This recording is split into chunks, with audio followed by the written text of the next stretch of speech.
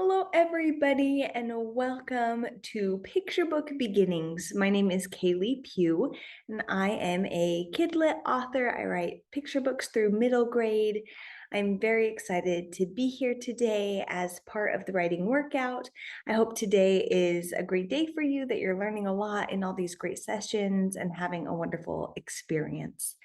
As I was talking to the team at Writing Workout about what might be most useful to everybody about picture books today, they said that we really needed to start with some basics, that there were a lot of questions surrounding how to even get into picture book writing, why even get into picture book writing, and what even makes a picture book. So we're going to start there, but I felt like it would be really valuable to talk to you about how to stand out in a really crowded market, because the picture book market is tough right now, and a lot of people are trying to break in and, fighting against IP projects and all sorts of projects, the classics, and then just the huge amount of new picture books that are out. So how can you stand out amongst all of that?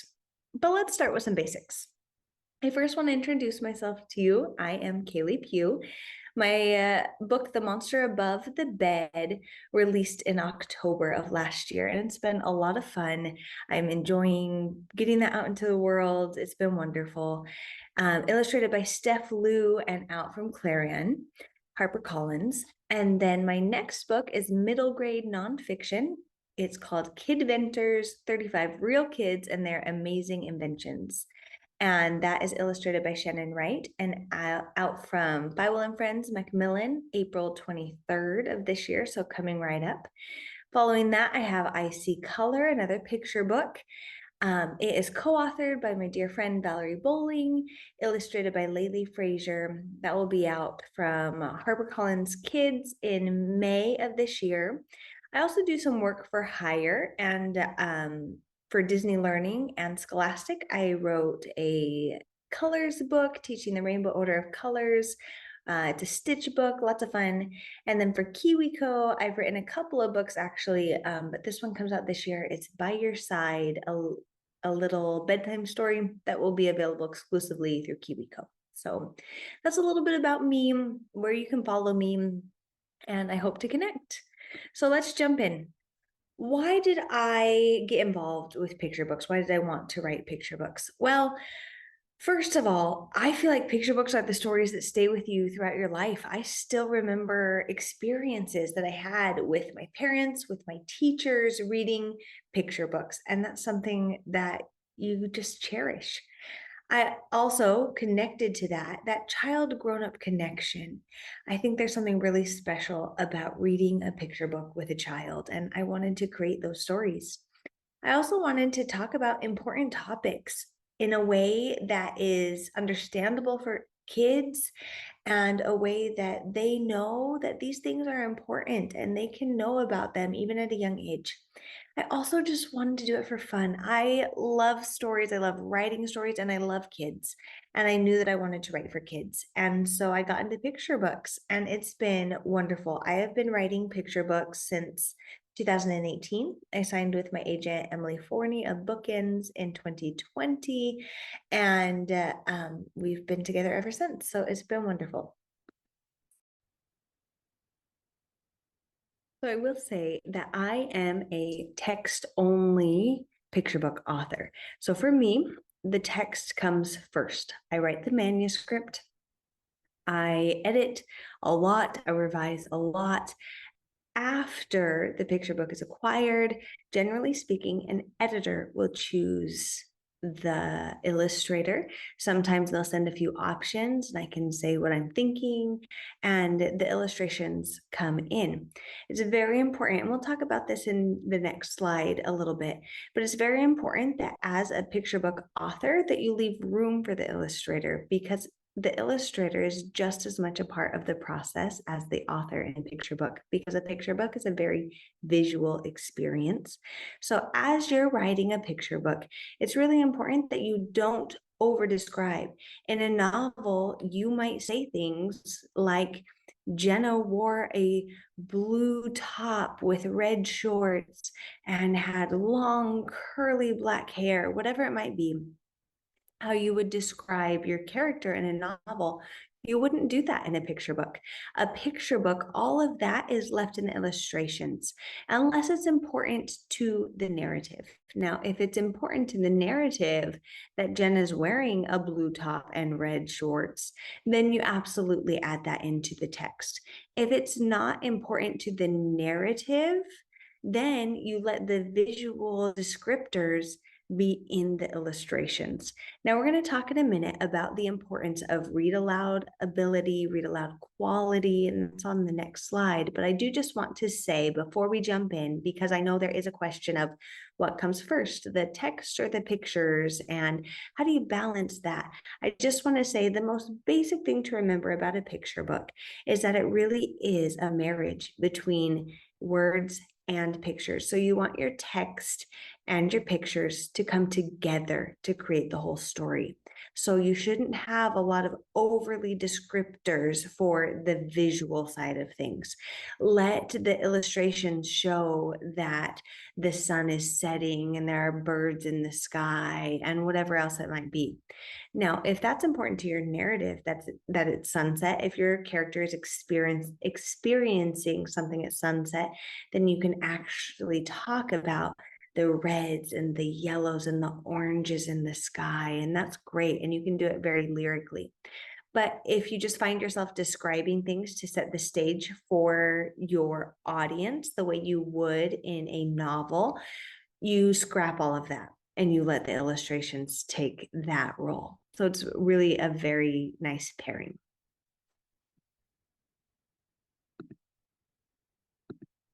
Now, let's talk about just the basics of picture books. There is so much to talk about picture books. Everybody thinks, oh, a picture book, it's so simple. It's, 32 to 40 pages usually, maybe a little bit longer, 500 words about. How hard could it be, right? But actually, a picture book is a really difficult form to just nail because of the form in many reasons. Because in those very few pages, the small number of words, you have to get an entire story in the same way you do in thousands of word novels. And so picture book form is really tricky. So I could show you so much. Please know that this is just the bare bones. If you are interested in picture books, there are wonderful resources out there. I hope you'll go and learn more about the form. But a few very basics to consider. The structure of a picture book, there are a few different structures, and not everything has to fall into this, but these are a few that you'll see. The traditional narrative structure, beginning, middle, end, story problem, and climax, resolution, all those things. Everything you can see in a novel, you can see in a narrative picture book. Concept books are more your ABC books, your color books.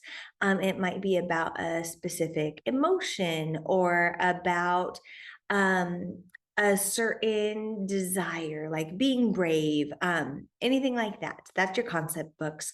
A circular structure is where we come back around to the beginning. The most famous is probably If You Give a Mouse a Cookie, we circle back around.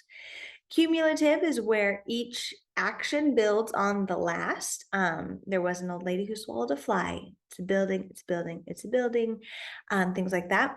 Epistolary is letters. Can I Beat Your Dog is a great epistolary example. The Day the Crayons Quit. So a story written in letters. Parallel structure is when the words are telling a story and the text is telling a story and the illustrations are telling another. So that parallel structure. Now, some other things to consider as you're writing a picture book. Oh, let me loop back for a minute to that idea of structure. All of these structures you could take so many classes on. I'm going to be talking a lot today about narrative structure just because we are doing the basics today, but I invite you to learn more about each of those. Now, something else to consider is that double audience.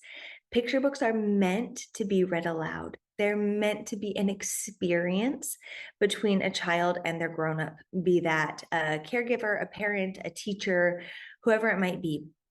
So you have to appeal to both of those audiences. You have to write something that kids are going to love and that those grown-ups are also going to love and appreciate and want to buy. Very few things, especially in the literary world, is your main audience not also your target market. So your main audience might be kids, but your market is their grown-ups, because most kids aren't going to be able to buy their own books.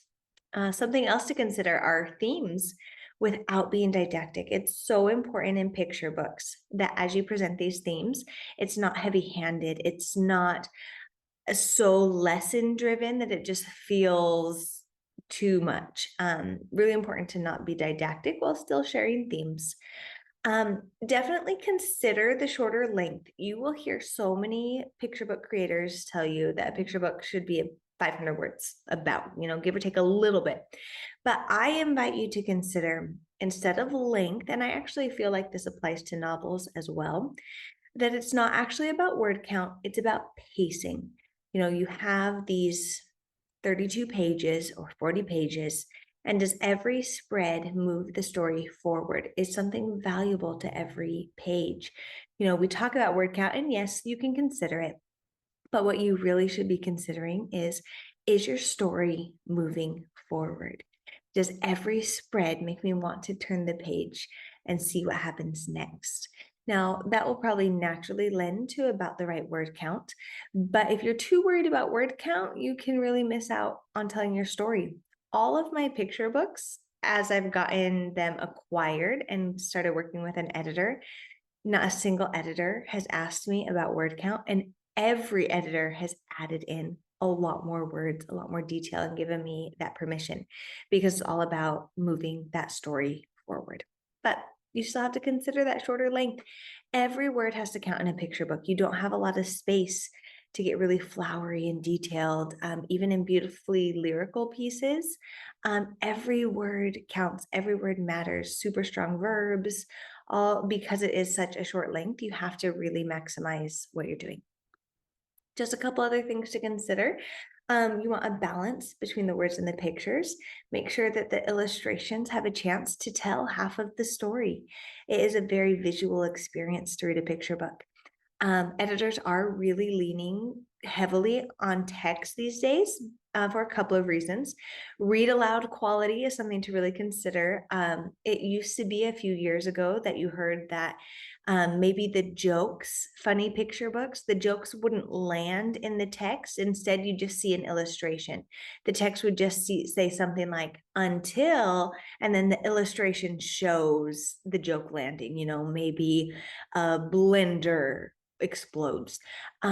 Nowadays, most editors, every editor I've had, and I'm talking to a lot of picture book creator friends who are saying they're hearing the same thing, is that the joke needs to land in the text. It's more inclusive that way to the visually impaired community. It's better for read aloud capability. So it could be something as simple as, in that blender case, as boom, so that something happened, and then your eye is drawn to that explosion, whatever it might be. So finding ways to land everything in the text, finish the joke, finish the story, show that emotional level.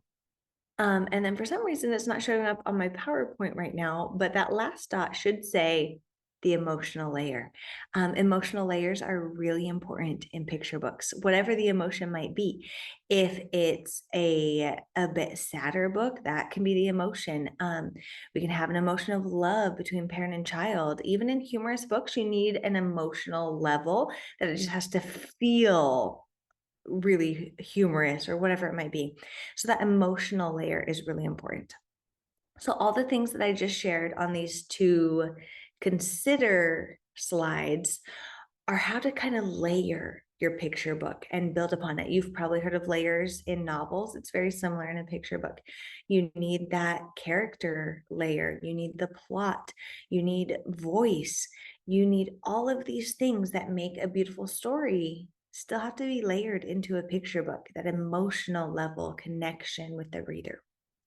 Now, I'm going to transition a little bit and talk about the crowded market of picture books. Picture books today are amazing, and we still have these really classic picture books that are just the evergreen titles, you know, the Seuss that's always going to sell, the Eric Carle that's always going to sell. These are things that we're up against as picture book creators, on top of these new really big names. You know, the Olivia books are really popular, and you check the bestseller list, and a lot of times it's Bluey books that are on the bestseller list, or Spider-Man, or all these other IP projects that are also made into books, and they are dominating, and that's great. All books are great. So how do you stand out, though? How does your book stand out in a picture book market that is, competing against these evergreen titles and IP titles and, the modern wacky humor, whatever it might be? And my answer to that is twofold. Layers that we already talked about, how to layer those picture books so that it feels deep. You have a depth to your picture book. And what I'm going to talk about now that I feel is essential, and that I'm hearing from so many editors, is multiple hooks. Gone are the days where you can write a counting book and just have it be like, oh, you're counting every time you're counting a different vegetable. It's got to have more. It's got to have more layers. There's got to be a bit of a narrative to most counting books now. There's got to be other hooks. So I'm going to show you some examples. I'll start with my book, The Monster Above the Bed. The Monster Above the Bed tells the story of Blossom, who is convinced there's a monster above her bed. I flipped the traditional monster under the bed story, and now the human becomes the monster. So I've got multiple hooks here. And, hooks are exactly what they sound like. You go fishing, you have different hooks, you have different baits, different fish like different things. So hooks are those things that just get the reader to want to pick up this book. Now, in picture books, so many things can be hooks.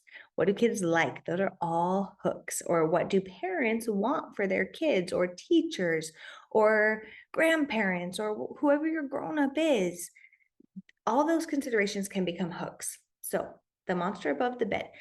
The fact that it's a monster is a hook on its own, because kids like monsters. Okay, so there's a monster on the cover. The monster is a hook. This is a bedtime story. Bedtime stories, grown-ups love bedtime stories. That's a hook. This book is about perception and judgments and othering in kind of a light way. And so that's a hook. You can use it to talk about racism, classism, colorism, anything you need.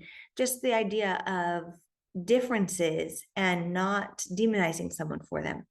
It's an unlikely friend story. Unlikely friends are a big picture book hook. So we have a lot going on in a story. Now, the trick with picture books is to let all of that happen in a simple, child-friendly way. So that's as you're developing these stories, trying to get all those hooks in there. Now, I also want to warn you to not force those hooks. It has to actually work. I'm going to show you a couple of books that if you didn't know the book, you might think there's no way. That must feel so forced. But it works. It works really well because of the way it was crafted. And that goes back to those layers. As you create those layers, and this picture book feels like it has depth and substance, that's when all those hooks come together and it works. Let's go to the next one. Counting to Bananas by Carrie Tillotson and Estrella Lorenco. Really, really great counting books. Now, this is an example of a concept book that has both layers and multiple hooks. So I see layers here. It's got such a great character. Banana is a really fun character, and the narrator is really well voiced. Such a good voice. So it's got all these layers. It's got an emotional layer. You feel for Banana. It's got all these layers. And now it also throws in a bunch of hooks. It's a counting book, but it's not just a counting book. It's also a rhyming book. But you'll notice in like the subtitle, a mostly rhyming fruit book. So it also is humorous. So that's the third hook. It's counting, it's rhyming, it's funny. And then we throw in, it also has fruits and animals.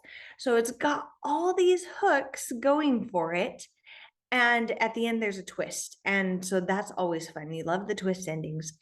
So many layers, so many hooks. It works really well. It works so much better than if it was just, even if it was just a rhyming counting book, because it has even more going for it. And in today's market, where kids have a bit shorter attention span, I mean, adults do too, you need these things. Icy Color, again, is Valerie Bolling and I's book that's coming out later. We worked in a number of layers here. We definitely want, this is nonfiction, but it's lyrical nonfiction, and this very sparse text. And so layered with the illustrations here, we're trying to have, you know, the emotional layer for sure, the cultural connections, characters are there, and voice was a really important layer for us on this one. And then hooks, of course, it's an anti-racist book.